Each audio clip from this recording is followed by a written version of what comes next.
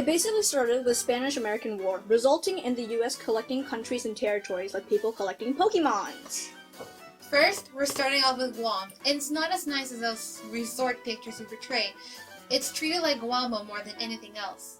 All jokes aside, this is a serious matter, as Guam was the first to be sucked in the big umbrella of US territories that violates at least 12 human rights. The United States occupies about 25% of the land, and about 1 in 8 Romanians sign up for the U.S. military every year. They are limited resources such as medical attention for psychological disorders like PTSD. It's pretty Guam when you think about it.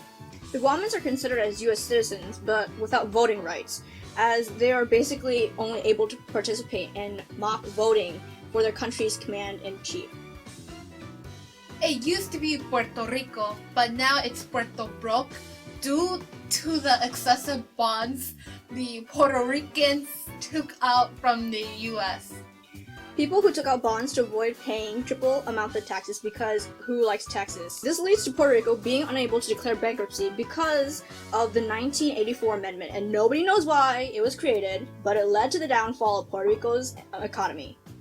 They tried luring in wealthy U.S. businesses, and it was an ultimate failure because it didn't work, and the advertisement used was overcalculated.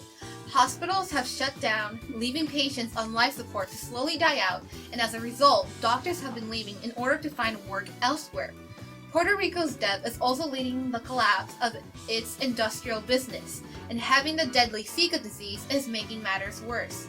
Because how can you fuel a hospital's electricity power by pedaling on a bike, as if Nurse Sally can pedal to the metal for an entire hospital? Anyway, investment things on the flip side are totally okay. UBS banking investments basically sell their bonds over and over again to themselves. And when questioned, they give 22 reasons why they didn't want to sell their bonds to other people. Their model says it all. They won't stop. Aside from bonds that won't rest, vulture bonds are non-existent till they are pecking and eating at a carcass. Much like the state of Puerto Rico's economy. Anyway, Puerto Ricans can't even vote, so they're technically set up to be screwed over. UBS, more like you bull over Puerto Rico's economy non-stop. We need to stop treating Puerto Rico as a haven for tax evasion and start treating it as a U.S. state or independent country, or this will happen. Despite having American in their name, American Samoans have the short end of the stick out of the three we've covered, and have less American rights than any of the others. This started with the U.S. Court of Appeals in Washington, D.C. that ruled they couldn't get citizenship because they were born on a territory. They've been a territory since the 1900s, when traditional leaders gave up their sovereign authority to the United States.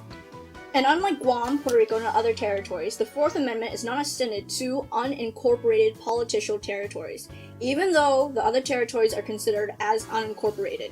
To make matters worse, Samoa is less respected than Puerto Rico and Guam because of different cultures. Also, like the other two, American Samoans lack voting rights, as they can't vote for anything if they've been protesting at Congress, Washington, D.C., and in San Francisco.